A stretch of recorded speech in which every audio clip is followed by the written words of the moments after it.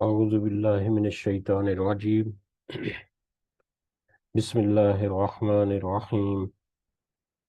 رب اشرح لی صدری ویسر لی امری واحلل عقدۃ من لسانی یفقہوا قولی رب یسر ولا تعسر وتمم بالخیر اللہم لا سہل الا ما جعلتہ سہلا وانت تجعل الحزن اذا شئت سہلا اللہم انفعنا بما علمتنا وعلمنا ما ينفعنا وزدنا علما آمین یا رب العالمین۔ آج ہم انشاءاللہ اللہ کے خاص فضل و کرم سے، اس کی خاص رحمت اور توفیق سے، ہم سورۃ العنکبوت کی آیت نمبر 45 سے آنورڈ اپنے سبق کا آغاز کریں گے، اور اس کے ساتھ ساتھ آج ہم انشاءاللہ پارہ نمبر 21 نمبر پارہ جو ہے وہ بھی آج سے ہم شروع کریں گے۔ سب سے پہلے ہم اسی کی حمد اور اسی کا شکر اور اسی کی تعریف کرتے ہیں جس نے ہمیں اس قابل بنایا، جس نے ہمیں یہ بے شمار نعمتیں، سہولتیں اور وسائل مہیا کیے، جس نے ہمیں یہ وقت اور مہلت عطا کی،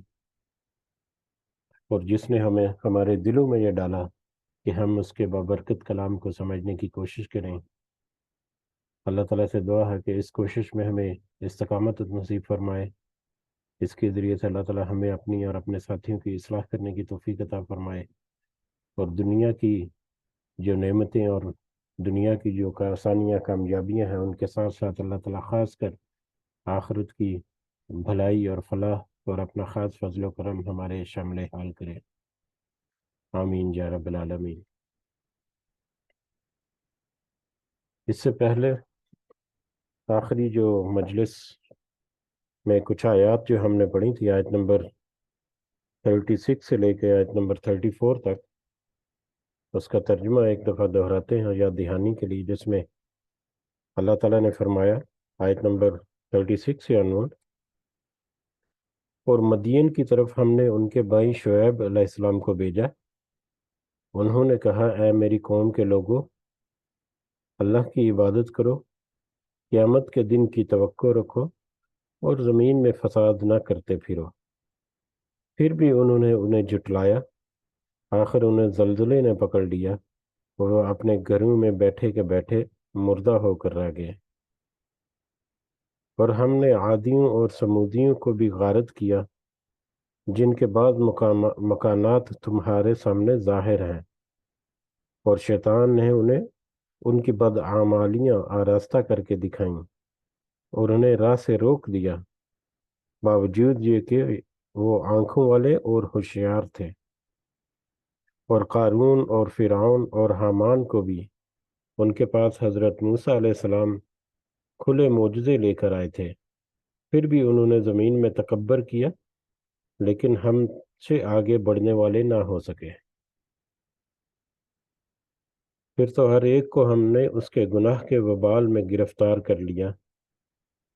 ان میں سے بعض پر ہم نے پتھروں کا می برسایا، اور ان میں سے بعض کو زوردار سخت آواز نے دبوچ لیا، اور ان میں سے بعض کو ہم نے زمین میں دنسا دیا، اور ان میں سے بعض کو ہم نے ڈبو دیا۔ اللہ تعالیٰ ایسا نہیں کہ ان پر ظلم کرے، بلکہ یہی لوگ اپنی جانوں پر ظلم کرنے والے تھے۔ جن لوگوں نے اللہ تعالیٰ کے سوا اور کارساز مقرر کر رکھے ہیں، ان کی مثال مکڑی کی سی ہے کہ وہ بھی ایک گھر بنا لیتی ہے، حالانکہ تمام گھروں سے زیادہ بودا گھر مکڑی کا ہی ہے، کاش کہ وہ جان لیتے۔ اللہ تعالیٰ ان تمام چیزوں کو جانتا ہے جنہیں وہ اس کے سوا پکار رہے ہیں، وہ زبردست اور ذی حکمت ہے۔ ہم ان مثالوں کو لوگوں کے لیے بیان فرما رہے ہیں، انہیں صرف علم والے ہی سمجھتے ہیں۔ اللہ تعالیٰ نے آسمانوں اور زمین کو مصلحت اور حق کے ساتھ پیدا فرمایا، ایمان والوں کے لیے تو اس میں ایک بھاری دلیل یا ایک کھلی دلیل ہے۔ یہ آیات جو ہم نے آخری اپنی مجلس میں پڑھی تھی، اور اس سے پہلے اگر ہم نظر دوڑائیں اسی سورہ مبارکہ پر، تو سورہ مبارکہ کے شروع میں جو مسلمانوں کے اوپر ظلم و تشدد اور ان کے ساتھ جو زیادتی کے معاملات تھے ان کی طرف اشارہ، اور اس کے بعد اللہ تعالیٰ نے ان نو مسلم نو ایک امت یا گروہ ہے ان کو پھر تسلی دینے کے لیے ان کے اوپر سارا واضح کر دیا کہ یہ تو آزمائشیں جو ہے یہ تو تمہیں کندن یا تمہیں مضبوط کرنے کے لیے یہ شروعات ہے، ابھی تو آزمائشیں بور بھی آئیں گی، اور اس سے پہلے تم سے پہلے کی قوموں کے اوپر تو اس سے بھی زیادہ ظلم سہے گے، لیکن انہوں نے اپنے ایمان کو مضبوط رکھا، اس کے اوپر ڈٹے رہے، اور پھر مشرقین کو بھی اس کے ساتھ ساتھ کہ تم جتنا مرضی ظلم اور ستم کرتے رہو، جتنا مرضی روڑے اٹکاتے رہو، لیکن اللہ کے دین کو غالب ہونے سے نہیں روک سکتے، اور اس دنیا میں جو بھی تم ظلم کر لو لیکن ایک وقت آئے گا کہ تمہاری پکڑ ہوگی، اور وہاں پر تمہارے معبود جن کو تم اللہ کے سوا پکارتے ہو وہاں پر تمہاری کوئی مدد نہیں کریں گے۔ اور ان نصیحت اور ان یاد دہانی اور ان تنبیہ کے بعد کچھ نبیوں کا ذکر آیا، حضرت نوح علیہ السلام، حضرت ابراہیم علیہ السلام، اور اس کے علاوہ حضرت موسیٰ علیہ السلام کا کافی تفصیل سے ذکر ملا، اور اس کے بعد کچھ دوسرے نبیوں کی طرف اشارہ کر کے ان قوموں کو ذکر ہوا کہ دیکھو کس طرح سے انہوں نے بھی تکذیب کی اور ان کو بھی اللہ تعالیٰ کے عذاب سے دوچار کر دیا گیا، اور پھر حضرت نبی کریم صلی اللہ علیہ وسلم کے اوپر قرآن جو ہے اس کا نازل ہونا، اس کا ثابت کرنا کہ کس طرح سے نبی کریم صلی اللہ علیہ وسلم کے اوپر یہ جو وحی جو ہے یہ نازل ہوتی ہے، اور یہ اللہ تعالیٰ کی طرف سے ایک دلیل ہے یا ایک ایویڈنس ہے کہ یہ قرآن جو ہے وہ سچا ہے، اور نبی کریم صلی اللہ علیہ وسلم جو ہے ان کے اوپر جو وحی آتی ہے وہ حق ہے، اور وہی سچ کے ساتھ ہے، اور اس طرح کے سارے معاملات خاص کر مشرکین مکہ کو اور مسلمانوں کو ان کے اعمال اور ان کے جو معاملات ہیں ان کی مناسبت سے پچھلی قوموں کا تذکرہ کر کے ان کی یاد دہانی کر کے ان کو توجہ دلائی گئی کہ تمہارا عمل جو ہے جس طرح کا بھی ہوگا اس کے مطابق تمہارا آخرت بھی ہوگی۔ اور ہم آج بڑھتے ہیں آگے، اور کیونکہ ہم نے اس سورہ مبارکہ کے شروع میں دیکھا تھا کہ یہ جو پہلی ہجرت ہے، ہجرت حبشہ جو ہے، اس سے پہلے یہ سورہ مبارکہ نازل ہوئی، اور حبشہ جو ہے وہ ایک پرامن علاقہ تھا جہاں پر نجاشی جو عیسائی قوم جو ہے وہ آباد تھی، اور وہ اچھے لوگ تھے۔ تو اب آگے آنے والے آیات میں ہمیں یہ اشارہ ملے گا کہ کس طرح سے اہل کتاب جو ہے ان کے ساتھ ڈیلنگ کس طرح کرنی ہے، اور اور اگر کسی کے ساتھ کوئی گفت و شنید ہوئی تو کس طرح سے اس کا اپنا رویہ رکھنا ہے، اس کا بھی اشارہ ملے گا۔ اور اس کے علاوہ اس سے پہلے جتنی آیات پڑھی اس سورہ مبارکہ میں، اس میں جو مسلمانوں کو مضبوط ہونے کا کہا گیا، مسلمانوں کو ایک ہی سیدھے رستے کے اوپر کاربند ہونے کا کہا گیا، تو اس کی یہ سورہ مبارکہ کی آیت نمبر 45 جو ہے، اس میں ہمیں مزید کچھ ہدایات ملیں گی کہ اللہ کے راستے کے اوپر فی سبیل اللہ، اللہ کا راستہ جو ہے یا صراط مستقیم جو ہے اس کے اوپر اپنے آپ کو قائم رکھنے کے لیے، مضبوط رکھنے کے لیے اور ڈٹا رہنے کے لیے کون سی چیزیں ہیں جو ایک مومن کے لیے ضروری ہیں، جو کون سی چیزیں ہیں جو ایک مومن کا ہتھیار اور اس کی ڈھال ہے کہ وہ دنیا کی جو دوسری جو گمراہیاں ہیں اور جو دوسرے جو مطلب اپنے ذہن کو اپنی طرف اٹریکٹ کرنے والی چیزیں ہیں ان کو بچا کے اللہ کے راستے پر سیدھا رکھنے کے لیے اپنے کو کون سی زیادہ چیزیں اہم ہیں، ان چیزوں کو تم پکڑ لو، دنیا کی جو مصیبتیں اور آزمائشیں ہیں ان سے تم بچے رہو گے، اور آخرت کا سیدھا راستہ جو ہے اس کے اوپر تم گامزن رہو گے۔ تو لہٰذا یہ سورہ آیت نمبر 45 جو ہے یہ اس اعتبار سے بہت اہم ہے۔ اس وقت کے جو مکی دور تھا جب یہ آیات نازل ہوئی اس وقت بھی یقیناً، اور آج ہمارے لیے تو اور بھی زیادہ اہم ہے کہ آج ہم بھی اسی طرح کے معاملات جو ہیں ان میں پھنسے ہوئے ہیں، تو کیسے ہم اپنے آپ کو اس صراط مستقیم کے اوپر قائم رکھ سکتے ہیں، اس کے لیے جو بیسک ٹولز ہیں یا جو زیادہ اہم چیزیں ہیں جن کو پکڑ کے رکھنا ہے، وہ اس کا ذکر ہمیں آج نمبر 45 میں ملے گا۔ شروع کرتے ہیں آج کا سبق انشاءاللہ۔ اعوذ باللہ من الشیطان الرجیم۔ اتل ما اوحی، آپ تلاوت کیجئے جو وحی گئی ہے الیک کا آپ کی طرف، من الکتاب کتاب میں سے، کتاب سے جو آپ کی طرف وحی کی گئی۔ یہ کتاب جو ہے لوح محفوظ کی طرف بھی اشارہ ہو سکتا ہے کہ وہاں سے جو وحی جو ہے وہ نازل کی گئی، اور یہ قرآن کی طرف ہے کہ قرآن میں جو وحی، جو آیات جو وحی کے ذریعے آپ کی طرف نازل کی گئی ہیں، آپ ان کی تلاوت کیجیے۔ یہ نبی کریم صلی اللہ علیہ وسلم کو خطاب کیا گیا، لیکن براہ راست یہ اس قوم کے اوپر بھی خطاب ہے، اور آج ہمارے لیے بھی ہے کہ قرآن یا کتاب یا جو وحی ہے نبی کریم صلی اللہ علیہ وسلم کی، جو آیات کی شکل میں ہمارے سامنے آج بھی موجود ہے، اس کو تلاوت کرنے کا اللہ تعالیٰ نے حکم دیا۔ اس کو پڑھنا، اس کو بار بار دہراتے رہنا، اس کا مراجعہ کرنا، اس کا اللہ تعالیٰ نے حکم دیا۔ قرآن مجید، اس کے بارے میں جتنی بات کی جائے وہ کم ہے کہ یہ کیا ہے، اس کا مقصد کیا ہے، اس میں سے ہمیں کیا حاصل ہوتا ہے۔ قرآن مجید کو حبل اللہ بھی کہا گیا سورہ آل عمران میں۔ حبل اللہ،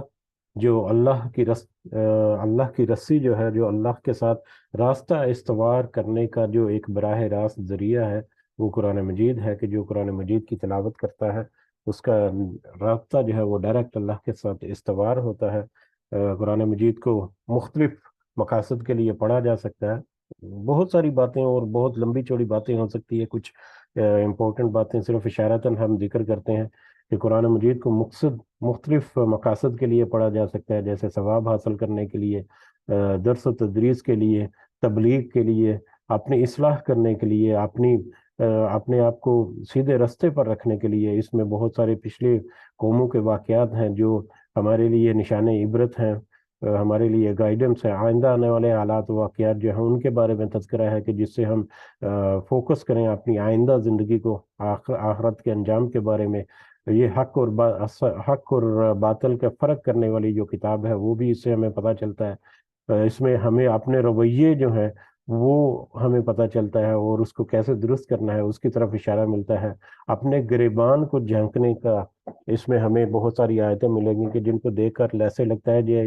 جیسے یہ آیتیں جو ہیں یہ ہمارے ہی ساتھ کلام کر رہی ہیں اور ہمیں اپنے گریبان کی طرف جھانکنے کا اشارہ کر رہی ہیں۔ تو غرض یہ ہے کہ یہ کتاب جو ہے یہ تو بہت ساری چیزیں ہمارے اوپر واضح کرتی ہے، بہت سارے مقاصد کے ساتھ اس کو پڑھا جا سکتا ہے۔ جو غور و فکر و تدبر کے ساتھ پڑھتا ہے اس کا ایک الگ سے مقام ہے۔ جو اس کے ساتھ محبت کرتے ہوئے ثواب کی نیت سے پڑھتا ہے اس کا ایک الگ مقام ہے۔ اس کو مختلف جگہوں پر تلاوت کرتا ہے، خوبصورتی کے ساتھ تلاوت کرتا ہے، وہ اس کی ایک الگ محبت ہے۔ تو یہ کس طرح سے یہ قرآن مجید جو ہے ہماری زندگی میں ایک اہم رول ادا کرتی ہے، اور کسی بھی نیت، کسی بھی ارادے، کسی بھی مقصد اور کسی بھی معاملے کے لیے جب بھی اس قرآن مجید کو کھولا جاتا ہے، اس کو پڑھا جاتا ہے، تو یہ حبل اللہ ہے، اللہ کے ساتھ ایک راستہ استوار کرنے والی ایک چیز ہے۔ یعنی اس دنیا میں آپ چلتے پھرتے اٹھتے بیٹھتے جو آپ کا ڈائریکٹ کمیونیکیشن اللہ تعالیٰ کے ساتھ ہے، یہ ڈائریکٹ رابطہ ہے اللہ تعالیٰ کے ساتھ، وہ اسی رسی کے ذریعے ہے جو قرآن مجید ہے۔ اسی رسی کو پھر مختلف انداز میں ہم اور بھی طرح سے اپنی زندگی میں لاگو کرتے ہیں۔ بہرحال قرآن مجید کی تلاوت کرنے کا کہا گیا تاکہ تمہارا رابطہ جو ہے وہ اللہ تعالیٰ کے ساتھ استوار رکھے، اور اس رابطہ استوار تبھی ہوتا ہے کہ جو اس میں لکھا گیا ہے اس کو سمجھنے کی کوشش کی جائے، اس کے اوپر عمل کرنے کی کوشش کی جائے، اس کے مطابق اپنی اصلاح کرنے کی کوشش کی جائے۔ یہ قرآن مجید جیسا کہ ہم نے کافی دفعہ ذکر کیا کہ یہ آپریشن اینڈ مینٹیننس مینول بھی ہے انسان کے لیے، کہ انسان کو جب اللہ تعالیٰ نے تخلیق کیا تو اس کو درست رکھنے کے لیے، اس کو صحیح اس کی زندگی کا فائدہ اٹھانے کے لیے وہ اپنے آپ کو کس طرح سے اصلاح کر سکتا ہے۔ تو یہ قرآن مجید اس کے لیے آپریشن اینڈ مینٹیننس مینول بھی ہے۔ تو یہ سب سے ایک اہم جو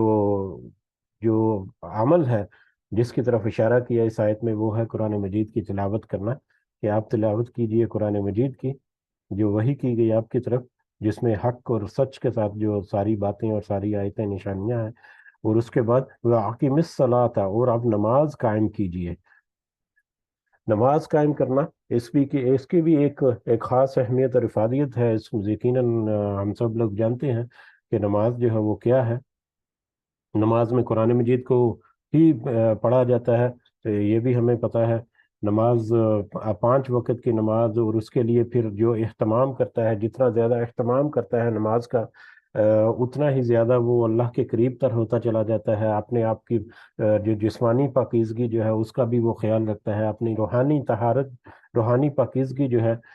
اس کا بھی وہ خیال رکھتا ہے۔ وقت کی پابندی جو ہے وہ اس کے ساتھ آتی ہے، ایک خشوع جو ہے اللہ کے ساتھ، ایک خاص لگاؤ جو ہے وہ اس سے برقرار رکھنے میں مدد ملتی ہے۔ ریپیٹڈ کمیونیکیشن اللہ تعالیٰ کے ساتھ ہوتی ہے کہ جو نماز کے لیے گیا، پھر واپس جب پلٹا وہاں پر دنیا کے رنگوں میں کھو گیا، پھر واپس 2-4 گھنٹے بعد ایک دفعہ پھر ریمائنڈر ملا اس کو، پھر اللہ تعالیٰ کی طرف لوٹا، تو پھر وہ اللہ کے ساتھ دوبارہ سے اس نے گفتگو کی، دوبارہ سے اللہ تعالیٰ سے مدد مانگی، دوبارہ سے اللہ تعالیٰ سے دعائیں مانگی، اللہ کا ذکر کیا۔ اور نماز کے بہت سارے بے شمار پہلو ہیں جس کا ذکر کیا جا سکتا ہے۔ نماز جو ہے وہ مسلم ایک مومن اور کافر کے درمیان ایک بہترین نشانی جو ہے وہ بھی نماز ہے۔ تو نماز پڑھنے کا حکم دیا گیا، یہ ہمیں بیک گراؤنڈ میں رکھنا ہے اپنے ان مسلمانوں کے لیے جو اشارہ ہوا جن کے اوپر سختیاں اور مصائب جو ہیں وہ ٹوٹ پڑے تھے، وہ کفار مکہ کی طرف سے، اور وہ اپنے رستے سے ڈول رہے تھے، یا ان کو وہ بڑے بے چین تھے، یا وہ تکالیف جو ہے ان کے لیے برداشت نہیں ہو رہی تھی۔ تو ایسی صورت میں آپ کو کیا کرنا ہے کہ قرآن مجید کا جو رسی ہے جو اللہ تعالیٰ کی، اس کو مضبوطی سے پکڑ لو، اور پھر اللہ کے ساتھ جو ڈیلی آپ کی کمیونیکیشن ہے کم از کم 5 دفعہ، اس کی طرف توجہ دو کہ تم اپنے فوکس انداز میں اللہ کے ساتھ اپنا رابطہ جو ہے اس کو استوار رکھو۔ غرض یہ کہ نماز کے بارے میں بھی بے شمار باتیں کی جا سکتی ہیں جو ہم سب کو پتہ ہے الحمدللہ۔ اور پھر نماز کا جو سب سے اہم 2 پہلوؤں کی طرف اشارہ کیا گیا، وہ ہے ان الصلاۃ تنہا عن الفحشاء والمنکر، کہ بے شک نماز جو ہے وہ روکتی ہے بے حیائی سے اور برائی کے کاموں سے۔ کہ نماز کے اور بے شمار فوائد جو ہیں جس کا ہم نے ہلکا سا تذکرہ کیا ابھی، ان گنت ہے۔ ہر انسان جو ہے وہ نماز سے ایک خاص طرح کا فائدہ اور خاص طرح کا ایک اطمینان جو ہے وہ حاصل کرتا ہے، لیکن اس میں سے ان کے فائدوں میں سے ایک فائدہ جس کا اللہ تعالیٰ نے خاص یہاں پر ذکر کیا کہ وہ بے حیائی اور برائی سے روکتی ہے۔ کہ دنیا میں جب چلتے پھرتے ہیں، یا دنیا کی رونائیوں کو جب دیکھتے ہیں، یا دنیا کی اٹریکشن جب اس کے سامنے آتی ہے، تو بہت ساری چیزیں ہیں جو ان کو ایک انسان کا دل جو ہے وہ اپنی طرف مبذول کرتی ہیں، اس کا ذہن جو ہے وہ اپنی طرف متوجہ کرتی ہیں، اور ان کو اپنی طرف پکارتی ہیں، بلاتی ہیں۔ تو ان چیزوں سے رکنے کے لیے، یا ان چیزوں سے اپنے آپ کو روک کر رکھنے کے لیے نماز جو ہے وہ بہت اہم کردار جو ہے وہ ادا کرتی ہے۔ بے حیائی جو ہے اس کا ہمیں پتہ ہے کہ، اور فحاشی وغیرہ جو ہے، اور برائی، جو برے کام اور برائی جو ہے وہ ہر قوم اور ہر جو امت ہے اس میں ایک سٹینڈرڈ رہا ہے کہ بہت ساری چیزیں گو کہ اس میں ان کا دنیا کا قانون یا ان کے اپنے معاشرتی جو رسم و رواج ہیں ہو سکتا ہے وہ ان کو سپورٹ کریں یا ان کو وہ منع نہ کریں، لیکن وہ اس کو ایز اے برائی جو ہے وہ اس کو گردانا بھی جاتا ہے۔ وہ چیزیں جو نہ کرنے کی چیزیں ہیں، جن کو ایک معاشرہ یا ایک انسان جو ہے جن سے کراہت محسوس کرتا ہے، وہ برائی کی چیزیں ہیں، تو بے حیائی اور برائی سے روکتی ہے۔ اب یہ بے حیائی اور برائی سے روکتی، ہم اشارتاً صرف بات کرتے ہیں کہ اس وقت بھی مکی دور میں جب نبی کریم صلی اللہ علیہ وسلم جس وقت یا جس دوران یہ اپنی دعوت و تبلیغ کا کام کرتے تھے، اور مسلمانوں کو بلاتے تھے، دعوت دیتے تھے، اور اپنی طرف متوجہ کرتے تھے، یا توحید کی طرف ان کی پکار تھی جو، تو اس کے پیرالل مشرقین مکہ جو ہے ان کی بھی اپنی ایکٹیویٹیز بہت ساری چلتی تھی، جو کہ لوگوں کا ذہن جو ہے وہ اپنی طرف مبذول کرتی تھی۔ بلکہ یہ قرآن مجید یا جب اسلام کی جو روشنی ہے وہ پھیلنا شروع ہوئی، تو ان کی اس طرح کی جو ایکٹیویٹیز تھی ان میں بھی اضافہ ہوتا چلا گیا، ان میں بھی کچھ حد تک اضافہ ہوا۔ اس میں مختلف طرح کی مجلس اور محفلیں جما کر، جیسے شعر و شاعری کی مجلسیں ہو گئی، قصہ گوئی کی مجلسیں، اسی طرح سے یہ مطلب شراب اور جوا اور کبار خانے، اور اس کے علاوہ مطلب یہ ناچ گانے کی محفلیں جو ہیں، یہ بھی عورتوں کو لا کر ان کے ساتھ اس طرح سے مطلب کوئی محفلیں جو ہے وہ جمائی جاتی تھی. بہت سارے ایسے معاملات جو ہیں وہ ہوتے تھے جو ایک ایک انسان کو یا لوگوں کو متوجہ کرتے تھے اپنی طرف. اور یقیناً اس میں مسلمان جو ہیں وہ بھی شامل تھے، جو جن کی توجہ ان کی طرف جاتی تھی تو ان کو مطلب اپنے نماز کے اوپر اور تلاوت کے اوپر اللہ تعالیٰ نے کہا کہ توجہ دو، تاکہ تم ان طرح کی جو خرافات ہے اس طرح کے اور اس طرح کے جو برائی کے کام ہے، جو بدی کے کام ہے، اور اس کے علاوہ بہت ساری معاشرتی برائیاں جو ہیں جن کو اللہ تعالیٰ نے اشارہ کر کے منع کر دیا، یا جن کی طرف اشارہ کر کے برائی کا واضح کر دیا، اس سے بچنے کے لیے بھی. تو یہ جو نماز اور تلاوت ہے یہ روکتی ہے ان چیزوں سے اور ان سے بچا کر رکھتی ہے. اور آج ہمارے لیے بھی تقریباً وہی ماحول ہے کہ ڈرامے چل رہے ہیں، سنیماز چل رہے ہیں. مسجد کے اپوزٹ بالکل سمنا گھر ہے، وہاں پر لائنوں کی لانیں لگی ہیں، اور مسجد میں ایک صف جو ہے وہ بھی نمازیوں کی پر نہیں ہوتی. اور اس کے علاوہ سوشل میڈیا اور ٹی وی اور ڈرامہ اور فلم اور پتہ نہیں کیا کیا میٹر چل رہے ہیں. اور دنیا کے معاشرتی معاملات میں کس طرح سے رسم و رواج اور اس طرح کی غیر شرعی قسم کی محفلیں ہوتی ہیں. مگر یہ کہ ہمیں بہت ساری چیزوں کو پتہ ہے، لیکن جو نماز کی پابندی کرتا ہے اور حبل اللہ قرآن کو جس نے اپنے ہاتھ کو مضبوطی سے تھام رکھا ہے، اللہ کی رسی کو، تو وہ یقیناً ایسی باتوں سے بچا رکھتا ہے کافی حد تک. تو یہ نشانی بھی ہے ایک نماز کی کہ ایک انسان کی نماز جو ہے وہ پوری ہو رہی ہے، قبول ہو رہی ہے، یا وہ کس حد تک اپنی نماز کی حفاظت کرنے والا ہے. تو یہ ایک ظاہری طور پر بھی ایک بڑی نشانی یہ ہے کہ وہ برائیوں سے اور بے حیائی سے بچ جاتا ہے، اپنے آپ کو بچا کر رکھتا ہے، اپنے آپ کو ایکسٹرا کیئر جو ہے وہ کرتا ہے اس کی. تو یہ ظاہری نشانیوں میں سے ایک نشانی بھی ہے کہ نماز جو ہے وہ اس کی کس حد تک قبول ہوتی ہے، یا وہ خود کس حد تک نماز کے اوپر کاربند ہے، نماز کو اس کا حق جو ہے وہ ادا کرتا ہے، یا نماز کی طرف متوجہ کیسے ہوتا ہے. تو اس میں بھی اشارہ ہے بہت ساری چیزوں کا جو ہمیں دیا گیا. اور پھر اس کے بعد قرآن مجید کی تلاوت اور نماز کے بعد پھر تیسرا کہا گیا والا ذکر اللہ اکبر، اور یقیناً اللہ کا ذکر جو ہے وہ تو سب سے بڑا ہے. اللہ کا ذکر، اب یہ نماز جو ہے یہ بھی اللہ کا ذکر ہے، قرآن مجید کی تلاوت جو ہے وہ بھی اللہ تعالیٰ کا ذکر ہے. لیکن قرآن مجید کی تلاوت اور نماز کے علاوہ باقی معاملات میں بھی اللہ کو ذکر جو ہے وہ یاد رکھنا، یاد دہانی کرنا، بار بار متوجہ ہونا، بار بار مطلب تذکیر کرنا، ذکر کرنا. اور اللہ تعالیٰ قرآن مجید اور نماز کے علاوہ بھی باقی جو زندگی ہے، باقی ماندہ جو زندگی کا وقت ہے ایک انسان کا پورے دن میں، اس میں بے شمار اذکار جو ہیں وہ اللہ تعالیٰ کے وہ ہمیں ملتے ہیں سنت نبی صلی اللہ علیہ وسلم سے بھی، کہ ہمارا اٹھتے بیٹھتے ہمارا ذکر ہے، سوتے جاگتے ہوئے دعائیں ہیں، مطلب کپڑا پہنتے ہوئے، گھر سے نکلتے ہوئے، بازار میں داخل ہوتے ہوئے، گھر میں واپس آتے ہوئے، سیڑھیوں سے اترتے ہوئے سبحان اللہ. اور اگر سیڑھیوں کی طرف بلندی کی طرف چڑھ رہے ہیں یا اوپر کی طرف اگر چڑھنا ہے تو پھر اللہ اکبر کہنا. تو اگر یہ کہ ہماری زندگی کا ہر ہر پہلو جو ہے، ہر ہر لمحہ جو ہے، جو بھی کام کرتے ہیں اس میں کوئی نہ کوئی دعا جو ہے وہ سنت سے ہمیں ملتی ہے. اس کے علاوہ اللہ کا ذکر جو ہے وہ کرتے رہنا، اس کے استغفار کرتے رہنا، اور اسی کو اپنی یاد میں ہمیشہ رکھنا، اپنے ذہن میں رکھنا، اللہ کے ذکر کو، اللہ کے کلام کو، اللہ کے سے دعائیں حاجات مناجات کرتے رہنا، اس کی تعریف کرتے رہنا اور اس کی بڑائی بیان کرتے رہنا مختلف انداز میں. اور صبح شام کے اذکار جو ہیں وہ بھی ہمیں پتہ ہے، مختلف موقعوں پر کس طرح سے اللہ تعالیٰ سے دعا کی جائے اور اللہ تعالیٰ کا شکر کیا جائے. اور یہ ساری چیزیں جو ہیں بہت ساری، یہ بھی اللہ تعالیٰ کا ذکر ہے. اور یہ تو اور بھی زیادہ بڑی بات ہے کہ تلاوت اور نماز کے علاوہ باقی ماندہ جو وقت ہے یا باقی ماندہ جو زندگی کے لمحات ہیں ان میں بھی اللہ کا ذکر جو ہے وہ کرتے رہو. اور اگر تم یہ کرتے رہو گے تو تم پھر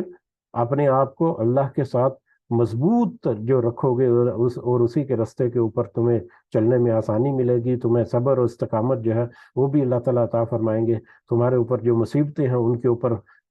صبر کرنا جو ہے وہ بھی تمہیں آ جائے گا، اور تم ان کو آسانی سے جھیل بھی سکو گے. اور پھر یاد رکھو کہ واللہ یعلم ما تصنعون، کہ اللہ خوب جانتا ہے، واللہ یعلم، اللہ خوب جاننے والا ہے، جانتا ہے، ما تصنعون، جو تم سب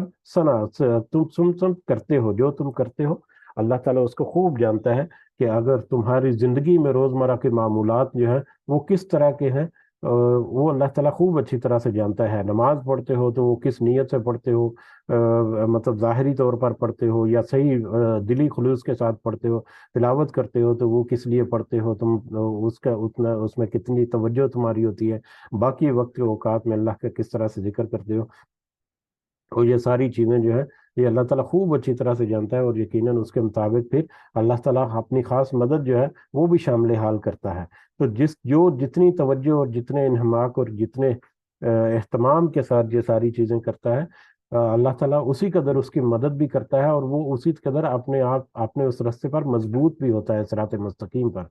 तो ये आयत जो है ये हमें अंदाजा हो गया होगा कि ये कितनी वुसअत रखती हैं अपने मानी के एतबार से, और उसका जो आउटकम है या इसका जो नतीजा है वो भी यकीनन हमारे लिए बहुत ही ज़्यादा अहम है, जो हमारी ज़िंदगी को बदलने के लिए एक अहम रोल जो है वो अदा कर सकता है।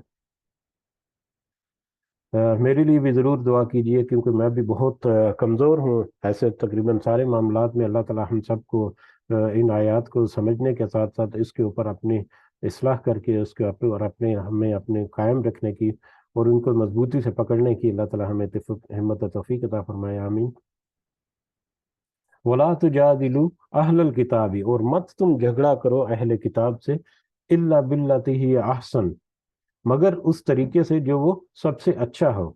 और मत तुम झगड़ा करो अहले किताब से मगर अच्छे तरीके से, हुस्न सलूक से, अहसन तरीके से। अब ये कुरान मजीद की तिलावत और नमाज और अल्लाह का जिक्र जो है वो यहाँ पर आया, और उसके बाद अब अल्लाह ताला ने कहा कि तुम अहले किताब से झगड़ा मत करो, मगर अच्छे तरीके से हुस्न सलूक के साथ उनके साथ गुफ्त शनीद करो, या उनके साथ जो भी मुकालमा हो तुम्हारा, अगर तुम्हारे उनके साथ कोई इल्मी बातचीत हो, कोई मुकालमा हो, कोई कलाम हो, मतलब तबादला ख्यालात जिसे कह सकते हैं वो हो, तो फिर उसको अच्छे तरीके से करो। ये अहले किताब के साथ अब इशारा इसलिए मिला, जैसे कि पहले थोड़ा सा जिक्र हुआ कि ये हमें इशारा मिलता है अगली आयत में हिजरत की तरफ, हिजरत हबशा जो पहली हिजरत थी। और हबशा में क्योंकि ईसाई आबाद थे, ईसाइयों का बादशाह जो इस वक्त नजाशी, वो एक अच्छा इंसान था, और वो नबी करीम सल्लल्लाहु अलैहि वसल्लम को उसने तो नहीं देखा था, लेकिन वो ईमान लेकर आया था। और वो वाहिद शख्स है जिसकी गायबाना नमाज जनाजा नबी करीम सल्लल्लाहु अलैहि वसल्लम ने पढ़ी थी। जब नजाशी जो है वो वफात पा गया, तो नबी करीम सल्लल्लाहु अलैहि वसल्लम ने उसकी गायबाना नमाज जनाजा पढ़ी थी। और यही एक मिसाल जो सुन्नत से मिलती है नबी करीम सल्लल्लाहु अलैहि वसल्लम से, कि गायबाना नमाज जनाजा जो है उस पढ़ने का। तो वो अच्छे लोग हैं, अहले इल्म है, मतलब इज्जत करने वाले हैं, कुछ जानने वाले हैं, इल्म रखने वाले हैं। तो यहाँ पर इशारा मिल गया कि उनके साथ जब तुम्हारा मुकालमा हो या बातचीत हो तो किस तरह से करनी है। यहाँ पर हमें इशारा मिलेगा दीन की तरवीज और तबलीग करने के लिए, या तौहीद की जो पैगाम है उसको फैलाने के लिए, या किसी को दावत तौहीद देने के लिए, इस्लाम की तरफ दावत देने के लिए जो जो इंतहाई बुनियादी जो बात है उसकी तरफ हमें इशारा मिलेगा। और यकीनन ये हमारे जो मुबल्लिग और जो उलमा है जो इस दावत व तबलीग का काम करते हैं, वो यकीनन इन बातों के ऊपर उनका बहुत सारा अबूर है। तो अल्लाह ताला ने भी इशारा किया उसमें कि किस तरह से मतलब दावत तौहीद जो है वो देनी है। तो उसमें सबसे पहला है कि तुम झगड़ा मत करो अहले किताब से, मगर अच्छे तरीके से, कि जब भी तुम्हारा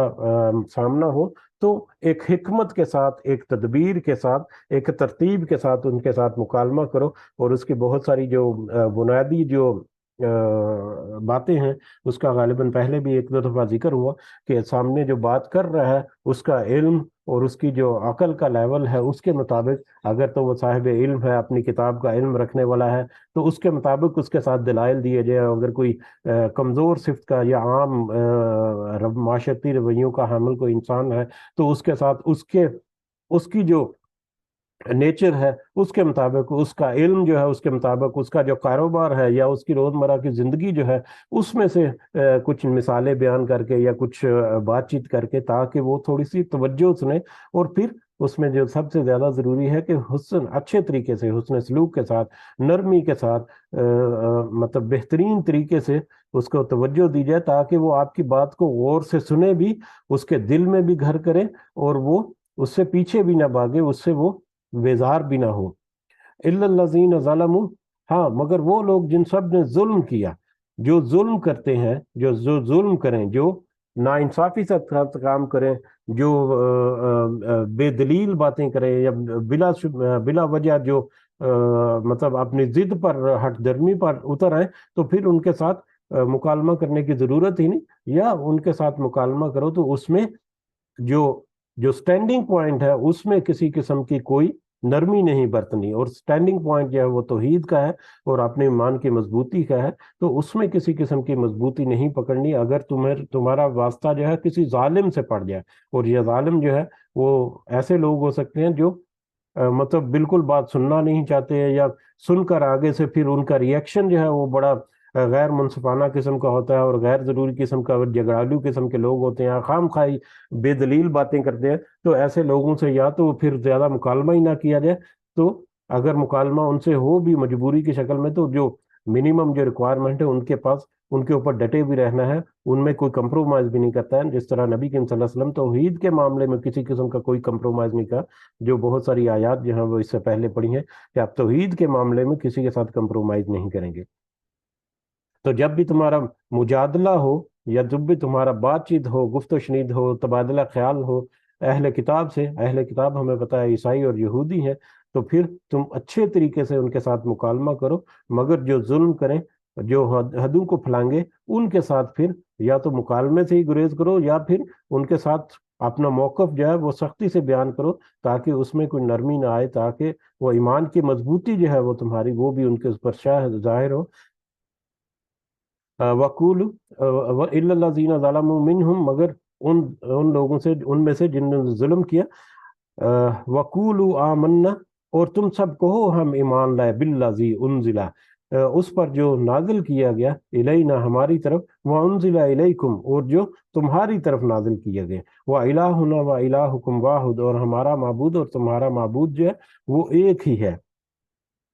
ہمارا اور تمہارا معبود بھی ایک ہے، اور ہم بھی ہم ایمان لائے اس پر جو ہم پر نازل کیا گیا اور جو تمہاری طرف نازل کیا گیا۔ اب یہ تبلیغ کی طرف دعوت دینا کہ دوسرا ایک جو بڑی اہم جو بات جو اللہ تعالیٰ نے یہاں پر ذکر کی ہے، وہ ہے کہ ان کو اس طرح سے متوجہ کرو کہ وہ تمہاری بات کو سنیں، وہ وہیں پر رکیں، اور وہیں پر تمہاری بات جو ہے ان کے دل میں گھر کر جائے کہ یہ کیا کہہ رہے ہیں، کہ ان سے کہو کہ جو تمہاری طرف نازل کیا گیا، یعنی یہ تورات اور انجیل جو ہے، بائبل اور تلمود جو ہے، یہ جو تمہاری طرف جو نازل کی گئی کتاب، ہم اس پر بھی ایمان رکھتے ہیں، اور ہماری طرف جو نازل کی گئی قرآن جو ہے، ہم اس پر بھی ایمان رکھتے ہیں۔ تو جب ان کے ساتھ یہ بات کی جائے گی تو یقیناً وہ اٹریکٹ ہوں گے، یقیناً وہ توجہ حاصل کریں گے، اور پھر تمہارا معبود جن کی تم عبادت کرتے ہو، اللہ جس کی تم عبادت کرتے ہو، وہ ہمارا بھی وہی معبود ہے، ہم بھی اسی اللہ کی عبادت کرتے ہیں۔ تو یہ ایک بہت ہی امپورٹنٹ ٹول ہے، بہت ہی ایک امپورٹنٹ ٹیکنیک ہے، جو کہ ایک اہل کتاب کو اپنی طرف متوجہ کرنے کے لیے اور اپنا پیغام اس کو پہنچانے کے لیے سب سے بنیادی جو مطلب سکل جو ہیں ان میں سے ایک بہت اچھی سکلز ہے۔ ابھی ہم نے دیکھا یہ فیفا ورلڈ کپ جو ہوا تھا، اس میں تبلیغ کے بہت سارے یہاں پر بوتھ وغیرہ بہت ساری جگہوں پر اہتمام کیا گیا تھا، قطر کی گورنمنٹ کی طرف سے بھی اور پرائیویٹلی بھی بہت ساری جگہوں پر۔ تو اس میں ہم نے ٹیکنیک دیکھی کہ وہاں پر پمفلٹ وغیرہ جو ہے وہ بانٹے گئے، اور کچھ جیسے کہ مطلب وی لو جیزس، ہم تو جیزس جو ہے حضرت عیسیٰ علیہ السلام سے ہم محبت کرتے ہیں۔ تو جو عیسائی وہاں پر گزر رہے ہیں، وہ وہاں پر ایک دفعہ رک کر انہوں نے ٹھٹک کر دیکھا کہ ہیں یہ تو ہمارا رسول ہے یا ہمارے نبی ہیں جیزس۔ تو یہ مسلمان جو ہے وہ کہہ رہا ہے کہ ہم تو جیزس سے محبت کرتے ہیں۔ تو وہ وہیں پر رکے، وہیں پر انہوں نے تھوڑا سا گفت و شنید کی، وہیں پر بات چیت کی گئی، ان کو متوجہ کرنے میں، ان سے بات چیت کرنے میں، ان کے ساتھ پھر مطلب آگے ڈسکشن کو آگے بڑھانے میں بڑی مدد ملتی ہے اس طرح کے کلام سے، کہ ہمارے اور تمہارے درمیان کچھ چیزیں مشترک ہیں، ان مشترک چیزوں کی طرف ذرا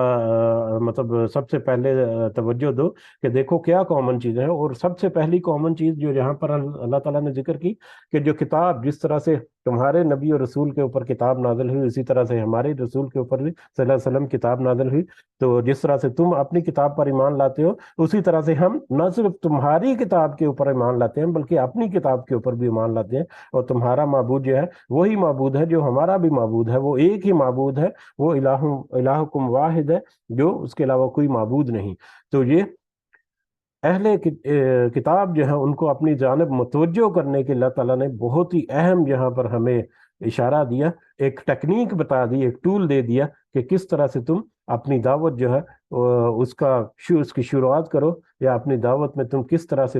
اہل کتاب کو متوجہ کرو ایک اچھے طریقے سے اور ایک محسن بن کر ان کا, تاکہ وہ تمہاری بات توجہ سے سنے, تاکہ وہ اس سے باغی ہونے کے بجائے اس کی طرف اور زیادہ اٹریکٹ ہوں. وَنَحْنُ لَهُ مُسْلِمُونَ, اور ہم اسی کی فرما برداری کرنے والے ہیں. ہم یعنی کہ مسلمان اسی کے فرما برداری کرنے والے ہیں, یا ہم دونوں یعنی کہ مسلمان بھی اور اہل کتاب بھی اسی کی یعنی اللہ کی جو واحد معبود ہے جس کی تم عبادت کرتے ہو, ہم بھی اسی کی عبادت کرتے ہیں اور ہم دونوں اسی کی فرما برداری کرتے ہیں, ہم دونوں کے اسی کے تابع ہیں. اور جب یہ بنیادی بات جو ہے اس کی طرف جب وہ متوجہ ہوگا تو اس کے بعد پھر آہستہ آہستہ اس کے اوپر پھر باقی چیزیں جو وہ کھولنی ہوتی ہیں. یہ جو مبلغ اور جو تبلیغ کا کام کرتے ہیں وہ یقیناً یہ سکل جو ہے وہ اس میں بڑی مہارت کے ساتھ وہ کام لیتے ہیں. اور سبحان اللہ, اللہ تعالیٰ نے یہ جیسا ذکر کیا ہمارے جو مبلغ ہیں جو دعوت توحید کا کام کرتے ہیں, وہ اللہ تعالیٰ ان کو جزائے خیر دے سب کو, کہ کس طرح سے پھر وہ ان باتوں کے اوپر عمل کرتے ہوئے بہت سارے ہزاروں لاکھوں مسلمان جو ہو رہے ہیں آج کی دنیا میں بھی, وہ بھی اسی چیز کا نتیجہ ہے. اسلام کے اپنی تعلیم جو ہے وہ سب سے زیادہ ہے. افسوس کہ مسلمانوں کے رویے میں کچھ ایسی گڑبڑ ہے ابھی بھی جس کا ہمیں اندازہ ہے کہ اس کی وجہ سے ایک پرسپیکٹیو یا ایک مسلم امہ جو ہے اس کا امیج نہیں بن پایا. لیکن اس کے باوجود اس کلام میں اتنی تاثیر ہے, اس کتاب میں اتنی تاثیر ہے, اور اس ریلیجن میں اتنی تاثیر ہے اور اتنی سچائی ہے کہ سچ کے ساتھ جو مطلب آ ہی جاتے ہیں لوگ جو ہیں. لیکن وہ لوگ جو سچ کو پسند کرتے ہیں یا سچ کو جاننا چاہتے ہیں یا سچ کے اوپر چلنا چاہتے ہیں. وَكَذَلِكَ, اور اسی طرح سے أَنزَلْنَا إِلَيْكَ الْكِتَابَ, ہم نے اتاری آپ کی طرف کتاب. جس طرح سے پچھلی قوموں کے اوپر کتاب نازل کی گئی اسی طرح سے آپ صلی اللہ علیہ وسلم کی طرف بھی یہ کتاب اتاری اللہ تعالیٰ نے. فَالَّذِينَ آتَيْنَاهُمْ, پھر وہ لوگ جو کہ ہم نے دی انہیں الکتاب کتاب, یؤمنون بہ, وہ سب ایمان لاتے ہیں اس پر. یعنی اس سے پہلے جیسے اہل کتاب کا ذکر ہو رہا ہے, یہودیوں اور عیسائیوں کی طرف اشارہ تھا پچھلی آیت میں, جو جس طرح سے ان کے اوپر کتاب نازل کی اسی طرح سے آپ کے اوپر بھی کتاب نازل فرمائی. اور پھر جو لوگ ہم نے انہیں کتاب دی وہ ایمان لاتے ہیں اس پر, جو اس سے پہلے جن کے ہاتھوں میں کتاب ہیں یعنی اہل کتاب جو ہیں یہودی اور عیسائی, اس میں سے بہت سارے لوگ ایسے ہیں جو اپنی کتاب کے اوپر صحیح معنوں میں ایمان لا کر, جنہوں نے اس کے اوپر تدبر کیا, غور و فکر کیا, اس کو سمجھا, یا صحیح اس کتاب کو انڈورس کرنے والے جو لوگ تھے وہ تو پھر اس کتاب کے اوپر بھی ایمان لاتے ہیں, یعنی جو قرآن پر بھی اور نبی کریم صلی اللہ علیہ وسلم کی پر بھی ایمان لے آتے ہیں. جیسے کہ حضرت عبداللہ بن سلام جو ہے ان کا ذکر ہے کہ وہ یہودی تھے, اور بلکہ یہودی اور تلمود جو ہے تورات اس کا بہت وسیع علم تھا ان کے پاس. اور جب نبی کریم صلی اللہ علیہ وسلم کی نشانیاں ان کو پتہ چلی تو وہ اسلام لے آئے. لیکن بہت سارے یہودی ہیں انہوں نے نہیں قبول کیا اسلام. اور عیسائی جو ہیں اسی طرح سے عیسائیوں کی بڑی تعداد, اور خاص کر حبشہ کے جو عیسائی ہیں وہ کس طرح سے وہ ایمان لے کر آئے اور انہوں نے اپنا جو دین ہے پہلا اس کا اعادہ کیا دین اسلام کی طرف, اور نبی کریم صلی اللہ علیہ وسلم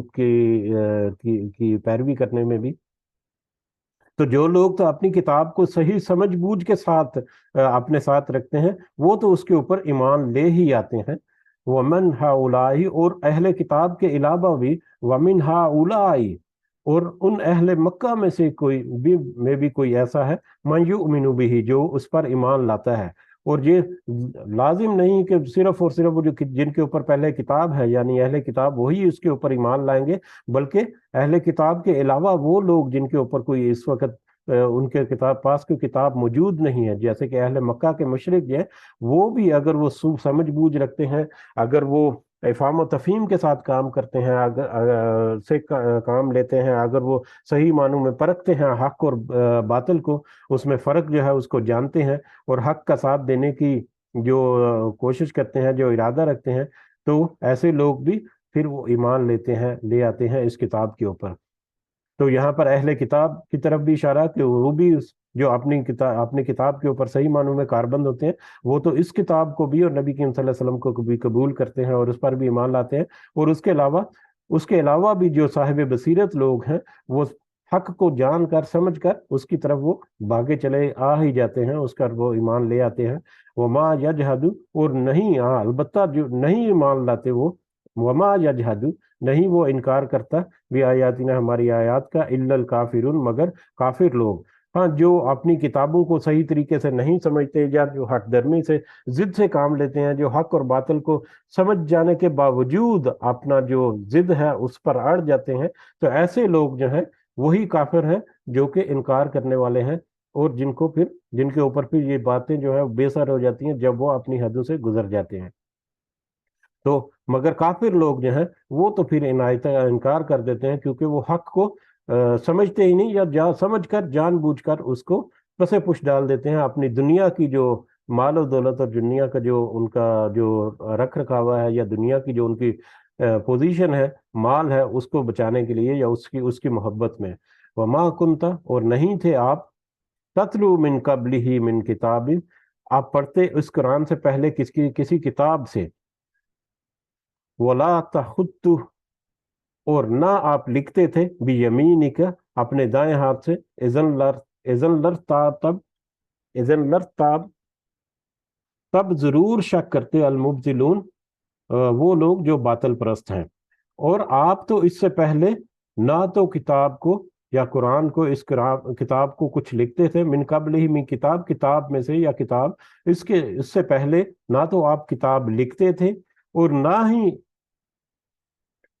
ही आप पढ़ते थे। इससे पहले ना तो आप पढ़ सकते थे, और ना ही कोई किताब जो है वो लिख सकते थे अपने दाएं हाथ से। अगर आप ऐसा कर सकते होते तो फिर तो ये बातल प्रस्त लोग जो है ये तो आपकी बात में या इस कुरान में शक करते थे।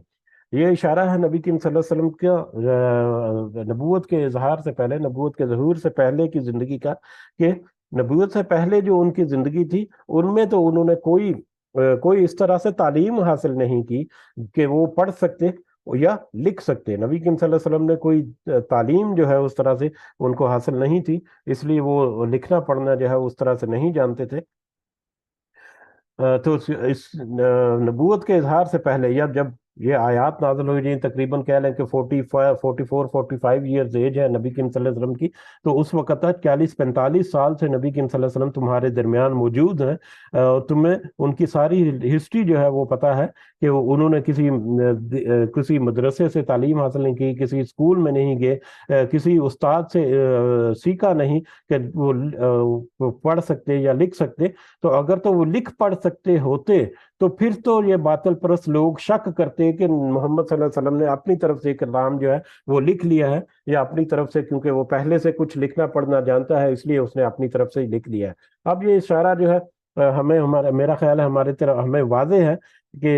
ये क्या इसमें कहा जा रहा है कि क्योंकि नबी करीम सल्लल्लाहु अलैहि वसल्लम को लिखना पढ़ना तो खुद से आता नहीं, तो ये तो अल्लाह ताला की तरफ से एक मौजज़ा है जो उनको अता किया गया रोशन आयात की शक्ल में, कि जिसको वो लिखवा लेते हैं और जिसको फिर आगे आएगा कि सीनों में भी महफूज हो जाता है ये कुरान मजीद जो है, ये आयात जो है। तो एक इशारा दूसरी तरफ ये भी है कि जैसा कि अभी जिक्र हुआ कि वहां पर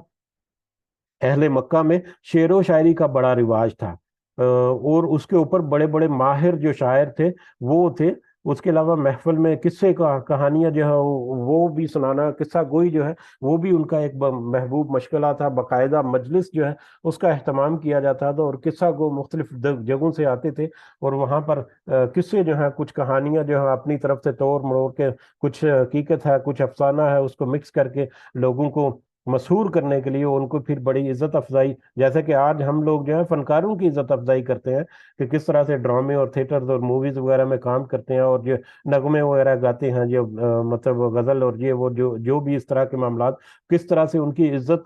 या किस तरह से उनको हमारा जो मुआशरा है उसमें किस तरह से उनको पजीराई दी जाती है, इसी तरह से उस दौर में भी होता था।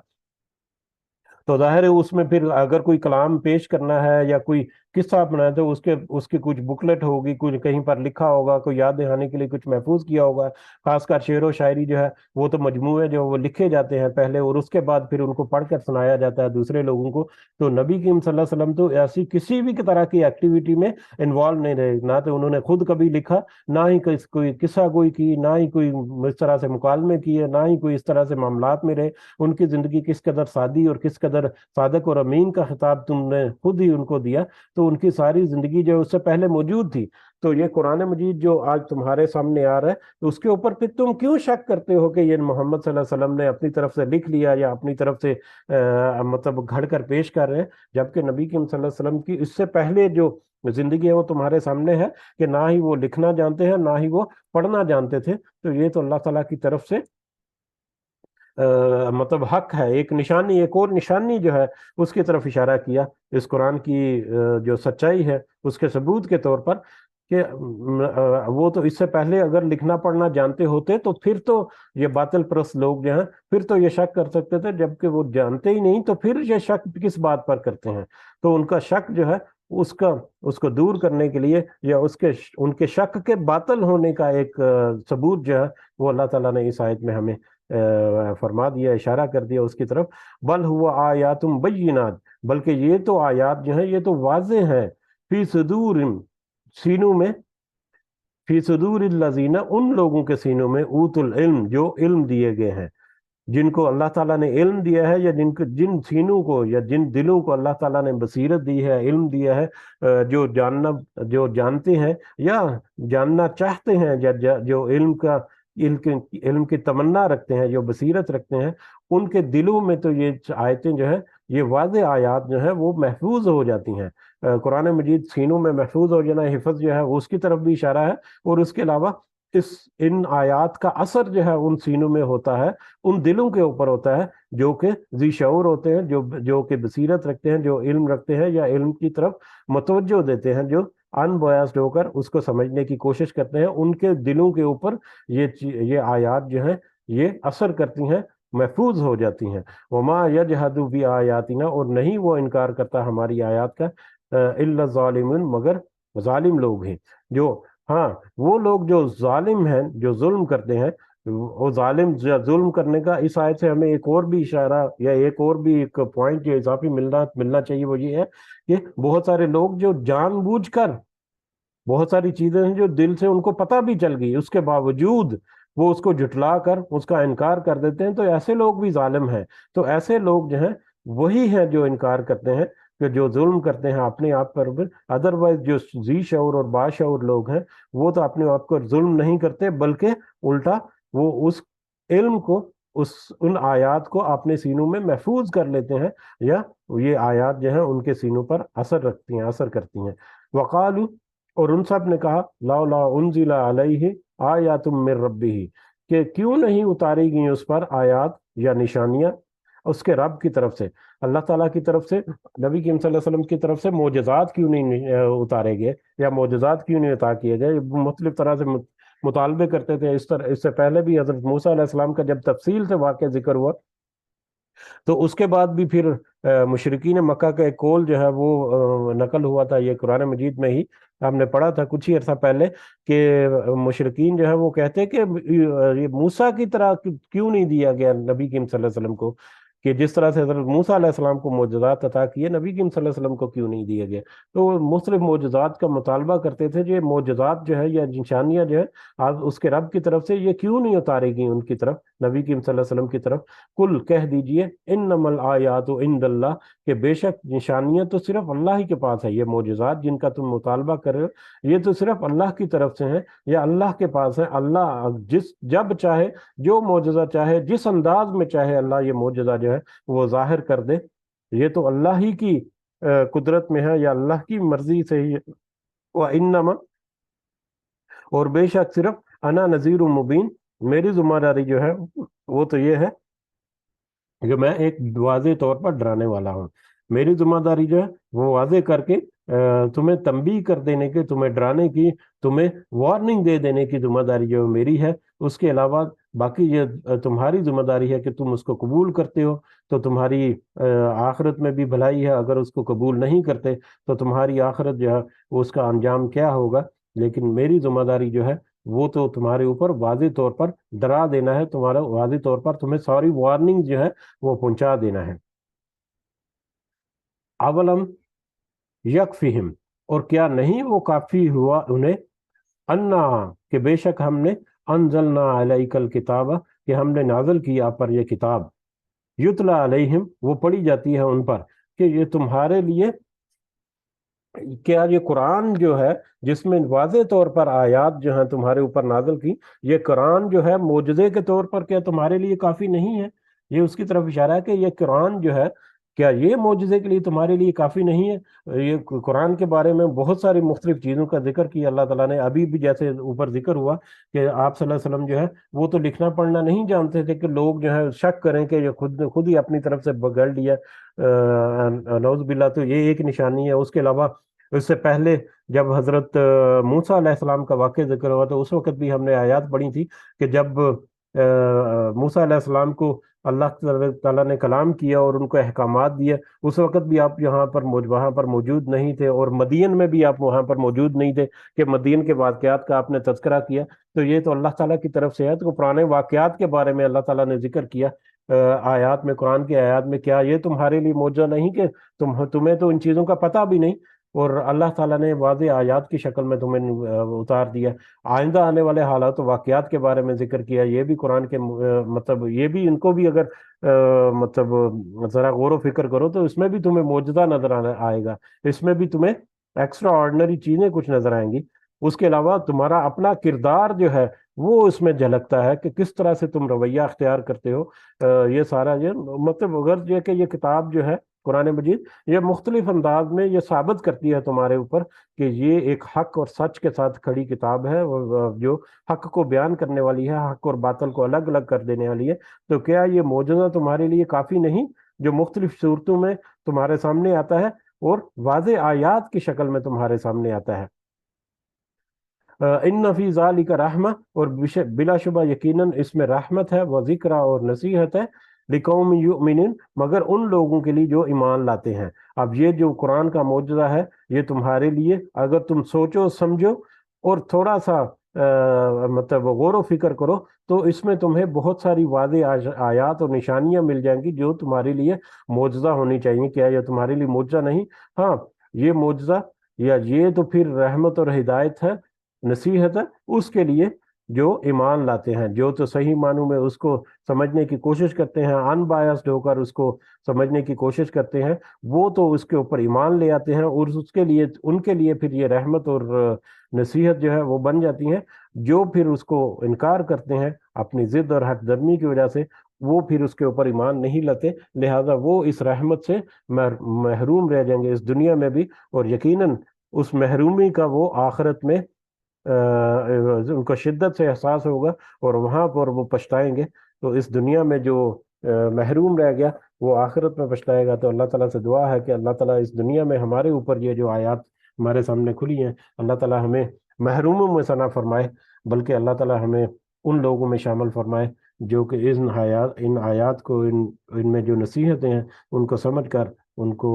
اپنے اوپر عمل بھی کرتے ہیں۔ اللہ تعالیٰ ہمیں ہمت و طاقت و توفیق دے کہ ہم ان کو سمجھ کر ان کو اپنی زندگی میں پریکٹیکل لائف میں اس کو اپنا بھی سکیں۔ خاص کر آج کے سبق کی جو شروع کی آیات تھی، سورہ یہ پارہ کی شروع میں جو پہلی آیت تھی، آج کی آیت نمبر 45، اس میں جو نصیحتیں ہیں اللہ تعالیٰ کی طرف سے، قرآن کی تلاوت کرنا اور نماز جو کہ برائیوں اور بے حیائی سے بچاتی ہے، تو یہ اس کے اوپر ہمیں اللہ تعالیٰ کاربند رہنے کی توفیق اور ہمت عطا فرمائے، اور اس کے علاوہ اللہ کا ذکر جو ہے اس کے اوپر بھی اللہ تعالیٰ ہمیں قائم رہنے کی، اور اللہ تعالیٰ ہمیں اس کا ذکر جو ہے بار بار اپنے ذکر میں مشغول رکھنے کی اللہ تعالیٰ ہمیں توفیق اور ہمت عطا فرمائے۔ آمین یا رب العالمین، وما علینا الا البلاغ المبین۔ جی اگر کوئی اضافہ کرنا چاہ رہے ہیں تو کر سکتے ہیں، جزاکم اللہ خیرا کثیرا۔